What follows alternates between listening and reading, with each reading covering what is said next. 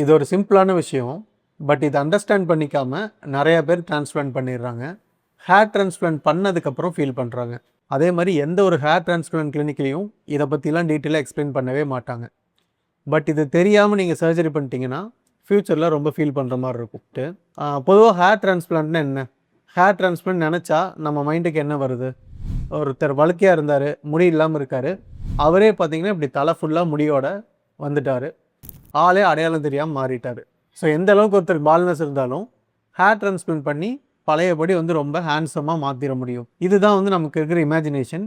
இதுதான் வந்து அட்வர்டைஸ்மெண்ட்டில் காட்டுறாங்க. பட் இதில் ரொம்ப முக்கியமான விஷயம், எல்லாரும் புரிஞ்சிக்காத விஷயம் என்னென்னா, இந்த மாதிரி ரிசல்ட்ஸ் வந்து ப்ராக்டிக்கலி பாசிபிள் கிடையாது.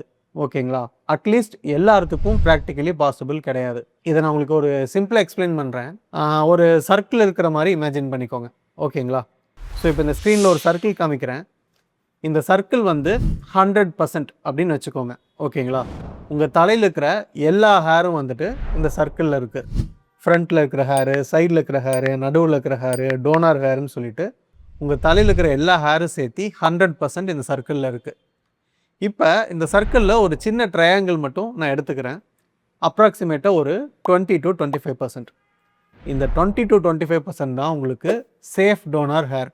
அதாவது நம்மளோட மொத்த தலையில் இருக்கிற முடியில் வெறும் ஒரு 25% முடியை மட்டும்தான் நம்ம ஹேர் டிரான்ஸ்பிளான்ட்டுக்கு யூஸ் பண்ண முடியும்.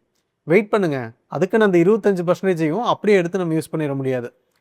இப்போ டோனார் ஹேர் இருக்குனாலும் டோனார்லேயும் நம்ம எல்லாத்தையும் எடுக்க முடியாது இல்லையா? ஸோ அந்த 25%லேயும் ஒரு 50%, அதில் பாதிக்கு பாதி ஒரு 12%ஓ 13%ஓ தான் வந்து நம்ம ஹேர் டிரான்ஸ்பிளான்ட்டுக்கு யூஸ் பண்ண முடியும். அதனால தான் நான் சொல்கிறேன், நீங்கள் ஆடில் பார்க்குறது, இப்போ ஒருத்தர் இப்படி இருந்தார், இப்படி வளர்ந்துட்டார், இந்த ஒரு குறிப்பிட்ட பர்சன் இவர் வந்து யூடியூப்பில் vlog போடுறாரு, இவர் பார்த்தா முன்னாடி ஒரு வால்டாக இருந்தார், இப்போ பார்த்தா ஃபுல் டென்சிட்டியில் இருக்குது அப்படின்னு சொல்கிறதெல்லாம் வந்துட்டு ப்ராக்டிக்கலாவோ மேத்தமெட்டிக்கலாவோ வந்துட்டு அந்த அளவுக்கு பாசிபிலிட்டி கிடையாது. ஹேர் டிரான்ஸ்பிளான்ட்டுக்கு அவ்வளோ கெப்பாசிட்டி வந்து கிடையாது. ஆடில் வந்து பொய் சொல்லலாம், பட் இந்த செலிபிரிட்டிஸுமா பொய் சொல்ல போகிறாங்க? அவங்களோட ஃபோட்டோஸ் பார்க்குறேன், வீடியோஸ் பார்க்குறேன், அவங்கள எந்த ஆங்கிளில் பார்த்தாலும் அவங்களுக்கு முடி நல்லா தானே இருக்குது, அவங்க எந்த ஹேர் ஸ்டைல் வச்சாலும் வந்துட்டு பார்க்க அடர்த்தியாக தான் இருக்குது. அப்போ அதுவும் போய்ங்கிறீங்களா?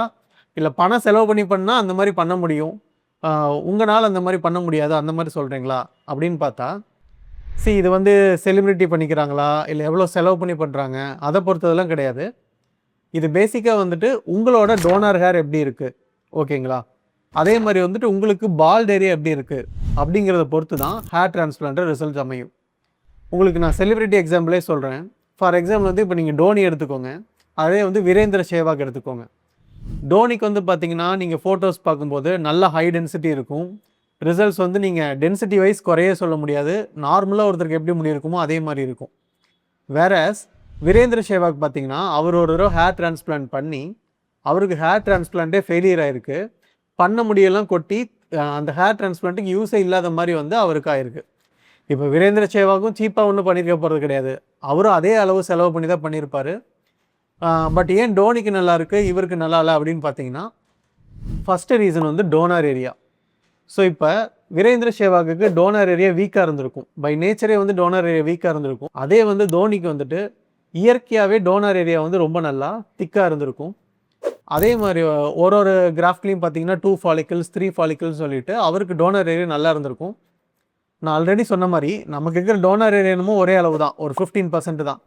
பட் அந்த 15%ஏ டோனிக்கு ஜஸ்ட் ஃப்ரண்ட்டில் மட்டும் வச்சுருக்காங்க, அதே ஷேவாகுக்கு ஃபுல் தலைக்கும் வந்துட்டு ஸ்ப்ரெட் பண்ணி வச்சுருக்காங்க. ஓவரால் நான் சொல்ல வர்றது என்னென்னா, டோனார் ரொம்ப ஹெல்த்தியாக இருக்கும் நேச்சுரலாகவே அவங்களுக்கு. அதே மாதிரி டிரான்ஸ்பிளான்ட் பண்ண வேண்டிய இடமும் ரொம்ப சின்னதாக இருந்திருக்கும், ஜஸ்ட்டு ஃப்ரண்ட்டில் மட்டும்தான் டிரான்ஸ்பிளான்ட் பண்ண வேண்டி இருந்திருக்கும். அந்த மாதிரி பீப்புளுக்கு வேணால் அப்படி வந்து அடர்த்தியாக ரிசல்ட்ஸ் வர வாய்ப்பு இருக்கே தவிர எல்லாருக்கும் அப்படி ரிசல்ட்ஸ் வர்றதுக்கு வாய்ப்பு கிடையாது. ஸோ அதை பார்த்துட்டு நம்மளும் ஹேர் டிரான்ஸ்பிளான்ட் பண்ணால் நமக்கும் இதே மாதிரி ரிசல்ட்ஸ் வரும் அப்படின்னு நினச்சி நீங்கள் பண்ணிங்கன்னா நீங்கள் டிசப்பாயிண்ட் ஆகிறதுக்கு வாய்ப்பு நிறையா இருக்குது. சரி, அப்போ நீங்கள் கேட்கலாம், சார் எனக்கு வந்து டோனி மாதிரி தான், எனக்கு ஃபுல்லாலாம் பால்டு இல்லை, எனக்கு ஜஸ்ட்டு வந்து ஃப்ரண்ட்டில் தான் பால்டு இருக்குது, அப்போ நானும் அவரை மாதிரி டிரான்ஸ்பிளான்ட் பண்ணிக்கிறேன், நானும் ஹை டென்சிட்டி வச்சுக்கிறேன், நேச்சுரலாக வச்சுக்கிறேன், அது ஓகேவா அப்படின்னு நீங்கள் கேட்கலாம். அதுலேயும் ஒரு ப்ராப்ளம் இருக்குது, ஓகேங்களா? ஸோ இவ்வளோ நேரம் நான் சொன்னது எதுவுமே வந்து இம்பார்ட்டன்ட் தான், பட் அவ்வளோ இம்பார்ட்டன்ட் இல்லை. அதை விட வந்து இது ரொம்ப இம்பார்ட்டன்ட். இந்த விஷயம் தெரியாமல் நீங்கள் வந்து சர்ஜரி பண்ணிக்கவே பண்ணிக்காதீங்க. ஹேர் டிரான்ஸ்பிளான்ட்டில் டிரான்ஸ்பிளான்ட் பண்ண முடி தான் ரொம்ப நாள் இருக்கும். ஓகேங்களா? இப்போ நீங்க ஆட் பார்த்தா சொல்லியிருப்பாங்க. ஹேர் டிரான்ஸ்பிளான்ட் பண்ணா 10 வருஷம் இருக்கும், 15 வருஷம் இருக்கும், லைஃப் லாங் இருக்கும் அந்த மாரிலாம் சொல்லுவாங்க.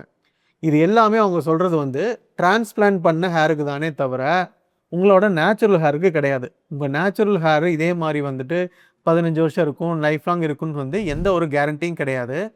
நீங்க நெறைய பேர்த்த பார்க்கலாம். டிரான்ஸ்பிளான்ட் பண்ணியிருப்பாங்க. பண்ணி முன்னாடி மட்டும் ஹேர் இருக்கும்.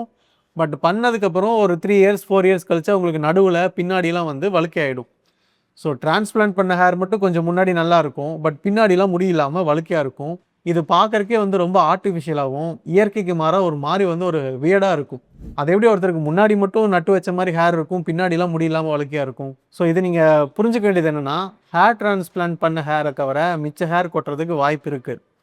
ஸோ அதுக்கான மெடிசன்ஸ் எடுக்கணும், ட்ரீட்மெண்ட் எடுக்கணும். இதெல்லாம் நீங்க ஃபாலோ பண்ணா தான் டிரான்ஸ்பிளான்ட் பண்ணி ஃபஸ்ட்டு ஒரு 6 மந்த்ஸ் கழிச்சு உங்களுக்கு எப்படி ஒரு ரிசல்ட்ஸ் வருதோ, அதே ரிசல்ட்ஸை நீங்க லாங் டர்மா மெயின்டெயின் பண்ண முடியும்.